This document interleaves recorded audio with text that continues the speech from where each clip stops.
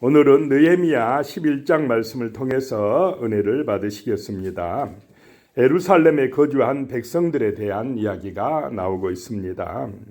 이제 예루살렘 성전도 완공되고 느헤미야를 통해서 느헤미야와 함께 백성들이 예루살렘 성벽도 튼튼하게 견고하게 세웠습니다.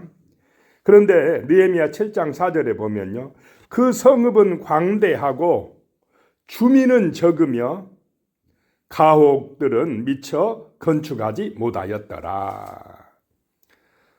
성은 잘 지어놨는데 그 안에 살 집들이 별로 없었다라고 하는 것입니다. 아직도 예루살렘은 황폐하더라는 것입니다.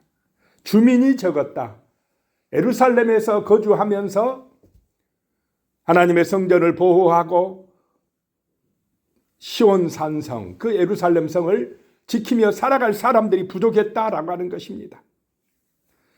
자, 어느 도시가 번성하고 화려하고 멋지면은 사람들이 많이 모이겠지만은 가서 고생하고 헌신해야 되고 충성해야 되고 힘들다 하면 많이 모이겠습니까? 사람들이 적다 이 말입니다.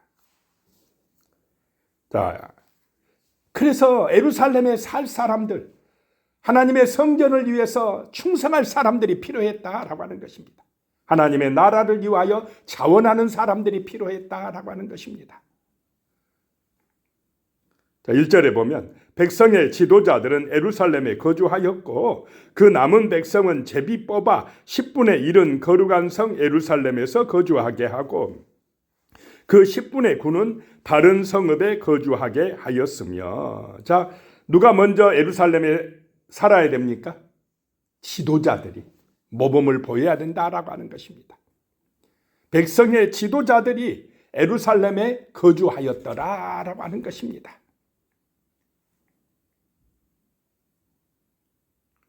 그 다음에는 이제 그 남은 백성들은 제비를 뽑아서, 제비를 뽑는다는 것은 하나님의 주권을 인정하는 것입니다.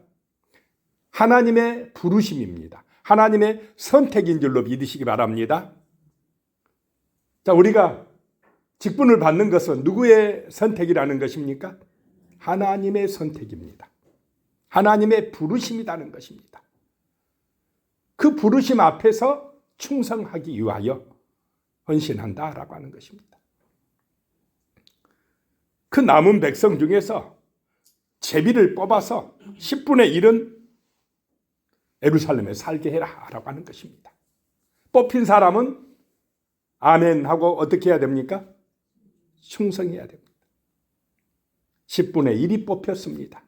10분의 9는 각기 자기 성읍에 돌아가서 살게 하였더라 라고 하는 것입니다.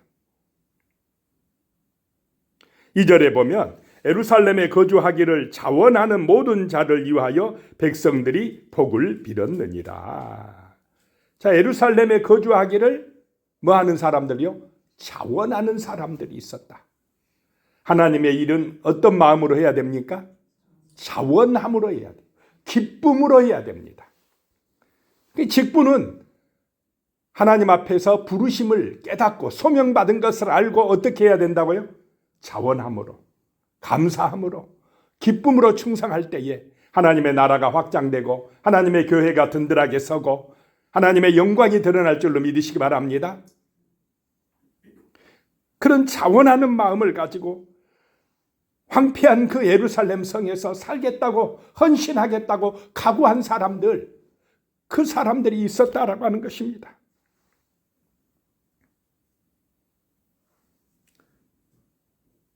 그래서 이런 헌신하는 사람들, 직분자들은 감사함으로 일해야 될 줄로 믿습니다. 열심히 일하는데, 직분 감당하는데, 그런데 그 일이 쉬운 일입니까? 어려운 일입니까?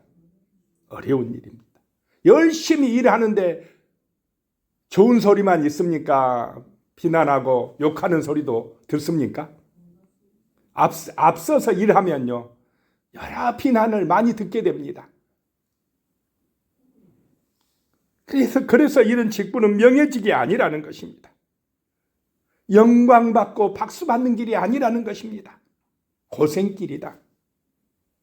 그 길이 십자가의 길이고, 그렇게 헌신하는 사람들이 있을 때 하나님의 나라가, 하나님의 교회가 세워지는 줄로 믿습니다. 그 10분의 1 열심히 일하는, 예루살렘에 사는 그 사람들 때문에 하나님의 나라가 이루어진다라고 하는 것입니다. 그 사람들, 자원하는 사람들, 예루살렘에 거주하기를 자원한 사람들을 위하여 백성들이 뭐 했다고요? 나머지 백성들이 복을 빌었다, 축복해 줬다라고 하는 것입니다.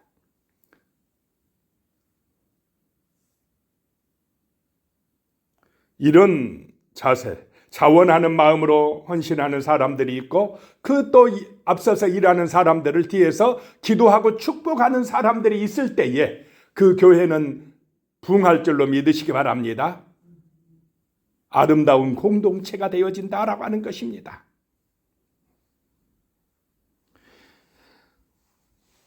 (3절에요) 이스라엘과 제사장들과 네이 사람들과 느디님 사람들과 솔로몬의 신하들의 자손은 유다 여러 성읍에서 각각 자기 성읍 자기 기업에 거주하였느니라.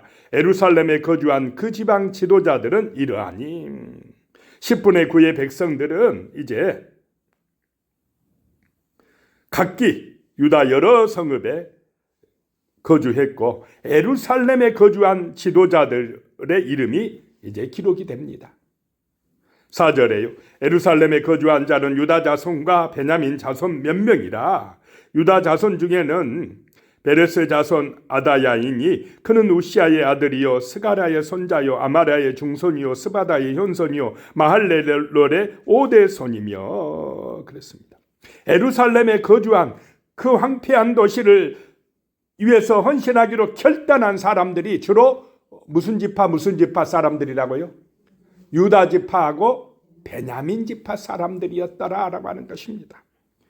그 유다 자손 중에 베레스 자손이 자손 아다야이니, 아다야라고 하는 이 사람이 헌신했으니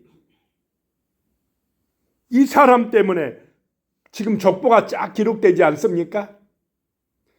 그의 조상들까지 영광받는다. 누구의 자손,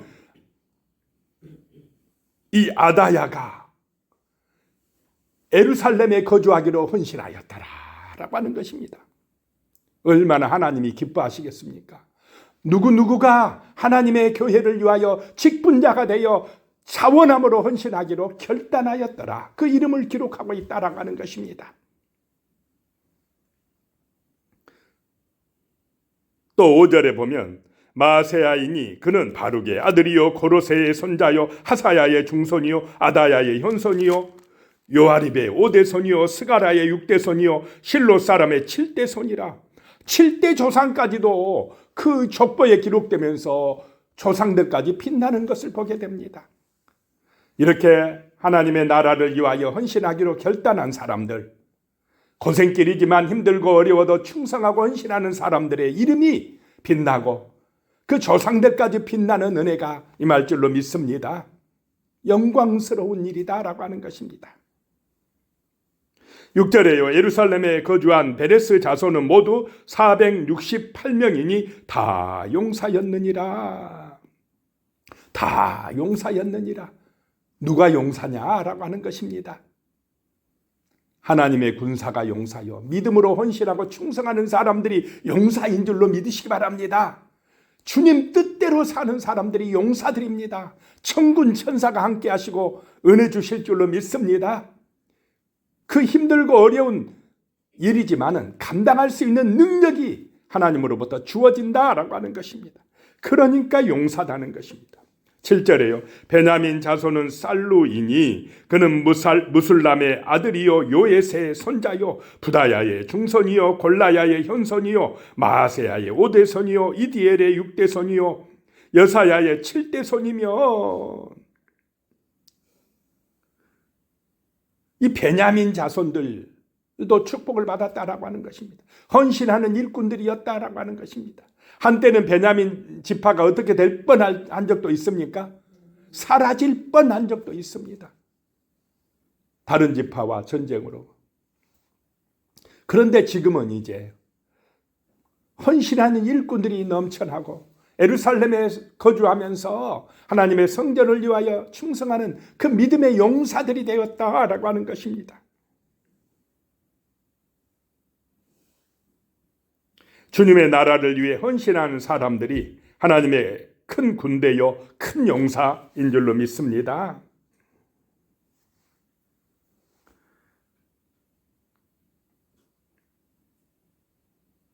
자, 우리는 하나님의 일을 할 때 자원함으로, 감사함으로, 기쁨으로 하시고 또 그 일하는 사람들을 뒤에서 뭐하고요?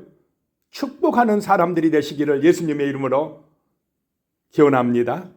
그럴 때 든든하게 세워지고 복을 받고 형통한다라고 하는 것입니다. 기도하겠습니다. 살아계신 하나님 아버지, 예루살렘 그 거룩한 도성이지만은 황폐했습니다. 사람이 적습니다. 일이 많습니다. 그 예루살렘에 거주하기를 위하여 자원하며 헌신하는 사람들이 있었습니다. 하나님의 부르심을 받고 제비에 뽑혀서 나아가는 사람들이 있었습니다. 하나님, 오늘 이 시대에도 정말 하나님 앞에 선택을 받아 부르심을 받아 헌신하는 일꾼들이 있습니다. 그 일꾼들을 축복하고 정말 기도해주고 칭찬해주는 은혜가 임하게 하여 주시옵소서.